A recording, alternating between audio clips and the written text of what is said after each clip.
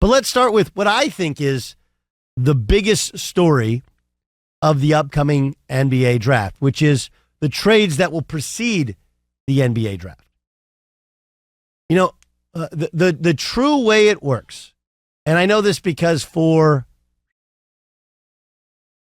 10 years at ESPN, and then I've done it for Stadium Sports, I've done it on Fox Sports Radio, we've had a draft show. For all these years, I've done the NBA draft, with the exception probably of like 2 years. I think this year we're not doing a draft show per se. We'll lead you up to it. We'll do great interviews. Plus, I have the All Ball Pod, which you don't want to miss. But I've done a lot of NBA drafts, and when people say, oh, he was drafted by and traded to, that's not really what happens. Usually the trade was already consummated, and, you know, it's like the Kobe Bryant. Kobe Bryant wasn't drafted by Charlotte, then traded to the Lakers. He was drafted for the Lakers, who had already pre-negotiated a trade with Charlotte. That's how it works. And now we've instead of it happening, and some will happen on draft day, but a lot of times we're having these trades happen before, just like the Brad Beal one, because they're already doing your due diligence. They're already bringing in people, but in order to really dive in, really get in a deep discussion, you got to know what pick you're going to have before we get to it, right? So we've already had Brad Beal traded. It appears, again, this is based on the high-level insiders, right? And that's Shams and Woj, that Damian Lillard at this point won't be traded. But there's plenty of other guys, a superstar like Trae Young. He could be moved. I mean, obviously, John Collins, his teammate, could be moved. You go around the league, and there's a lot of big-name dudes that could be on the move. Chris Paul is already on the move, could be on the move again. But I would say the biggest name that could move is Zion Williamson. And there's been a lot of talk about Zion because, well, first he had the gender reveal. Then he had is she an adult film star or is she a OnlyFans model, which is the new version of adult film star? I don't really know. But a woman who professes to be in some form of sexual relationship with Zion Williamson has come out and lambasted him with claims and put out tweets that show alleged text messages and says she has a sex tape. And then you hear doesn't have a relationship with anybody in the front office, or the only person on the staff he had a relationship with was Teresa Weatherspoon, who was relieved of her duties. So his one friend in the coach's office is now gone.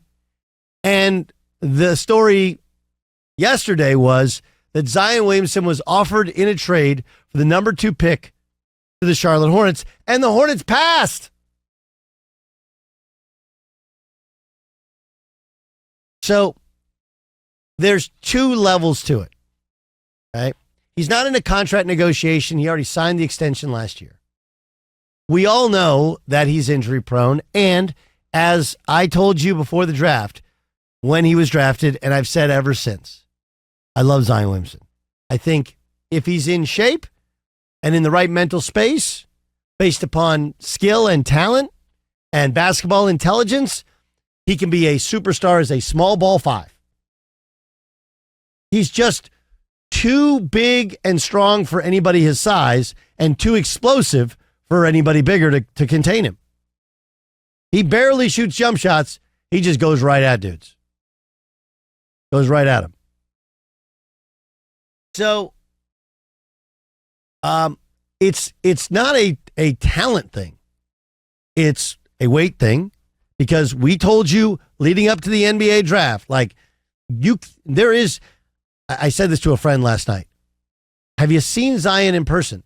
They're like, no.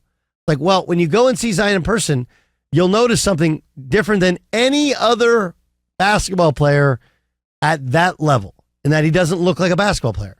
Basketball players usually have very thin legs, right? They can be thin from the knee down, right? Strong thighs, but not particularly thick. And then, any sort of upper torso in terms of physique. He's thick-legged and explosive because he's built like a football player. He looks like a kid who just got off the football field and somebody threw a uniform on and said, hey, play basketball and go and push some guys around like you do to your star linebacker. What was the character's name in Fast Times at Ridgemont High? Roosevelt something or other? The one played by Forrest Whitaker? Forrest Whitaker. Yes. Somebody tweet that one at me. It was Roosevelt something. Remember, in order to motivate him for the big game, his own classmates trashed his car and pretended like it was the rival, and then he just killed everybody on the rival team because they messed with his car. If that guy played basketball, that's what he would look like his first couple days to the basketball floor. That's Zion Williamson. So he can't stay healthy. And you wouldn't offer a guy who's under contract, who just been hurt, up for a trade for an NBA prospect not named Victor Wembanyama unless he was a royal pain in the ass. So if a guy's a royal pain in the ass, and if he's always hurt, why haven't they traded him yet? Want to know the answer? No one wants to be the Portland Trail Blazers who drafted the wrong guy.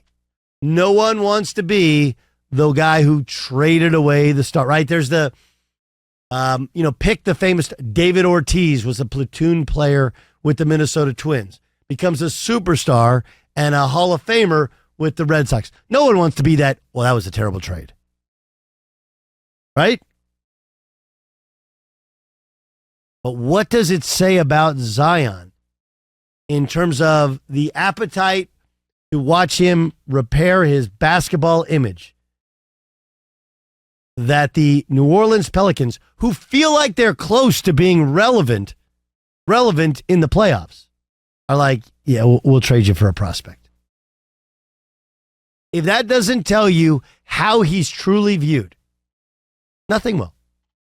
Because last offseason, they gave him a contract extension.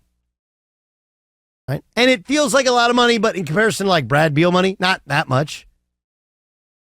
And from 1 year till now, the injury he has sustained this year, is that troublesome? Yes. Is his weight troublesome? Sure. Is it the off the court? Sure. Is it the attitude? Yes. Here's a kid who made Duke likable. How do you make Duke likable? Zion Williamson's the answer. To go from making Duke likable to being offered up for, though a very highly rated prospect, not Victor Wembanyama, to being offered for the number 2 prospect, and for Charlotte to turn it down, tells you everything you need to know. Don't listen to what anybody says. Watch what they do. And I believe those multiple insiders who say he was offered up in a trade for the number 2 pick in the NBA draft, and the Hornets passed. The Hornets have no reason for you, LaMelo Ball, I guess, to go to the arena. Right? Michael Jordan, he sold that thing for $3 billion. He's going to pocket $2 billion. Why are you going to go to the arena? Right? Yeah, well, you watch LaMelo Ball a little bit.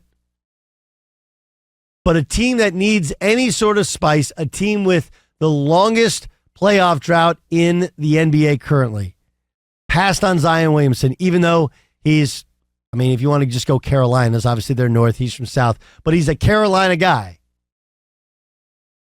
To have them pass tells you everything you need to know about the player on, or maybe more importantly, off the court.